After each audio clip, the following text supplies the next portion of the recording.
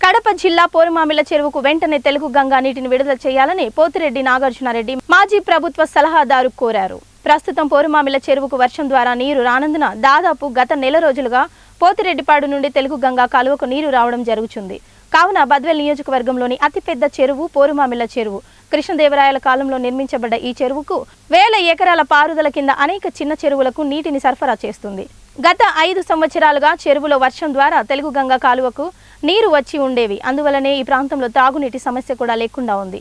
ఇప్పుడు చాలా గ్రామాల్లో తాగునీటి సమస్య ఉన్నందున అధికారులు మరియు అధికార పార్టీ నాయకులు చొరవ తీసుకుని తొందరగా పోరుమామిళ్ల చెరువుకు నీరు వచ్చే విధంగా చూడాలని రైతులందరూ ఎదురు చూస్తున్నారని, తొందరగా నీటిని విడుదల చేయాలని ఆయన కోరారు. మనకు తెలుగు గంగ ద్వారా వర్షం ద్వారా అయితేనేమి నీళ్ళు వస్తూ ఉండేవి.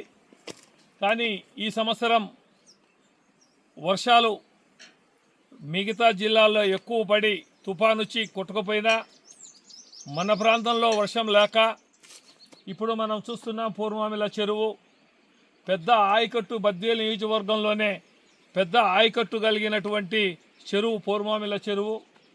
ఇది దాదాపు కృష్ణదేవరాయల కాలంలో నిర్మించినటువంటి ఈ చెరువును పేద ప్రజలు రైతులు అందరూ కూడా పంటలు పండించుకుంటూ మరి గ్రౌండ్ వాటర్ కూడా బాగా వస్తూ ఉండేది.